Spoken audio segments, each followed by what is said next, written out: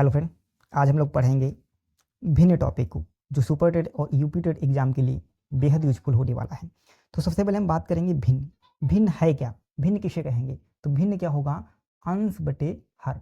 अंश बटे हर को हम क्या कहते हैं? भिन्न कहते हैं।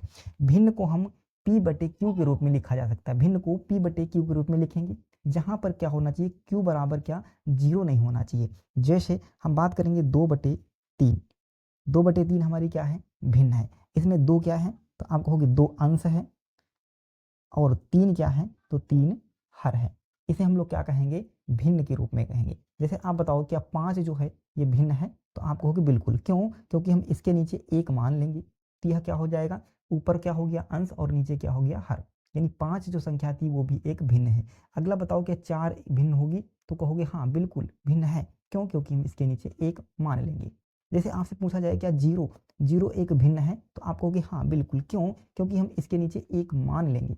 हर में 1 नहीं हो, जहां पर Q बराबर 0 नहीं होना चाहिए, यानी हर में 0 नहीं आना चाहिए।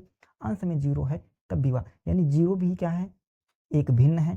5, 7, 8, 9, 10 जितनी भी संख्या होंगी वो सब क्या होंगी? भिन्न हो जाएंगी। अब हम बात करेंगे भिन्न के कितने प्रकार होते हैं। क्या बात कर लें? भिन्न के प्रकार। देखो भिन्न के कितने प्रकार होते हैं। पहले हम बात करते हैं, एक होती है उचित भिन्न। उचित भिन्न कैसे कहेंगे? इसका अंश क्या होगा? छोटा होना चाहिए, और हर क्या होना चाहिए? बड़ा होना चाहिए। जैसे जैसे हम बात करते हैं 2/3। 2/3 क्या है? यह उचित भिन्न है। उचित भिन्न का मतलब ऊपर वाला छोटा होगा और नीचे वाला बड़ा। जैसे हम बात करते हैं 5/7। 5/7 ये क्या है? उचित भिन्न है। अभी आगे उचित भिन्न और अनुचित भिन्न हम क्यों बता रहे हैं उसका भी हम लोग प्रयोग करेंगे, है ना। उचित भिन्न कैसे क्या आप यूज करेंगे, अनुचित भिन्न का क्या करेंगे, मिश्रित भिन्न का क्या यूज होता है, ये सब हम लोग डिस्कस करेंगे। देखो अब उसके बाद में अनुचित भिन्न क्या होगी? अनुचित भिन्न में अंश जो होगा बड़ा होगा और हर जो होगा वो छोटा हो जाएगा। जैसे 4/3 ये कैसी भिन्न है? अनुचित भिन्न है। जैसे 9/7 ये कैसी भिन्न है?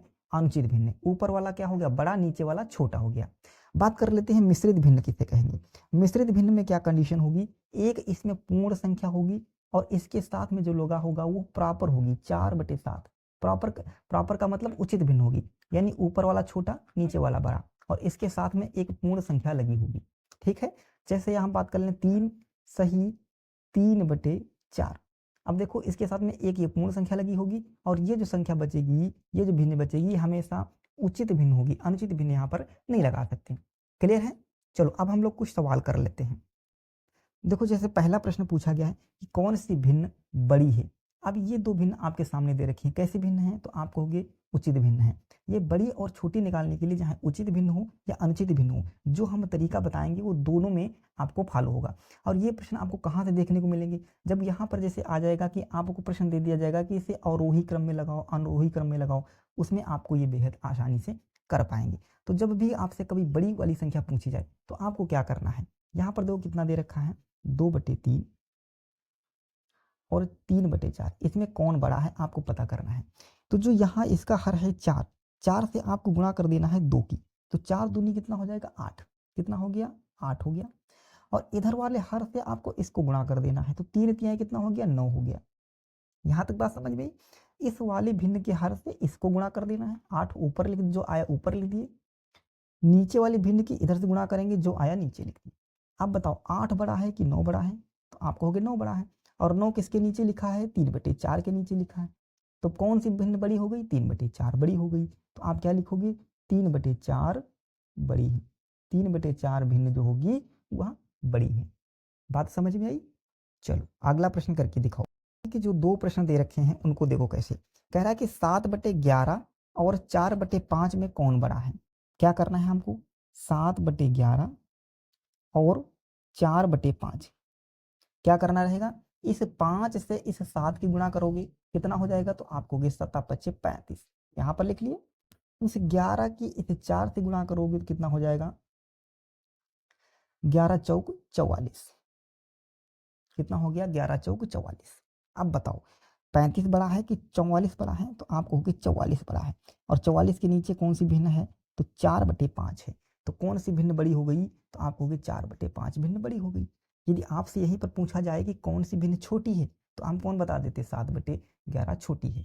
अगला देखो ये कौन सी भिन्न है, ये उचित भिन्न थी, ये कौन सी अनुचित भिन्न, क्योंकि ऊपर वाला बड़ा नीचे वाला छोटा, ऊपर वाला बड़ा नीचे वाला छोटा, ये भिन्न कैसी है, अनुचित भिन्न है। और अनुचित भिन्न को भी हम उसी तरीके से सॉल्व करेंगे। 8/5 और 3/2, कंसेप्ट हमारा वही रहेगा। 3 की 8 से गुणा करोगे तो 8 दूनी 16 हो जाएगा। 5 की 3 से गुणा करोगे तो 5 3 15 हो जाएगा। अब बताओ कौन सी भिन्न बड़ी है, तो आप कहोगे 16 बड़ा है, तो कौन सी भिन्न बड़ी हो जाएगी, 5/8 वाली भिन्न बड़ी हो जाएगी, यानी ये वाला हमारा 5/8 भिन्न क्या है, बड़ी हो गई। छोटी आपसे पूछता तो क्या हो जाता, 3/2 छोटी भिन्न हो जाती है ना। जब हम लोग पार्ट 2 करेंगे इसका भिन्न का, जब पार्ट 2 करेंगे तो उसमें हम लोग कौन सी चीज़ करने वाले हैं, उसमें हम लोग भिन्नों का जोड़ना घटाना या कर लेंगे, है ना। या तो फिर हम लोग क्या करेंगे, भिन्नों की मल्टीप्लाई कर लेंगे, या फिर हम लोग भिन्नों का आरोही या अवरोही क्रम को भी डिस्कस कर लेंगे, है ना। जो उचित होगा, जो आप कमेंट करके बताएंगे उसको हम लोग भिन्न से कर लेंगे। पार्ट 2 में हम आगे बढ़ेंगे। तब तक के लिए जय हिंद।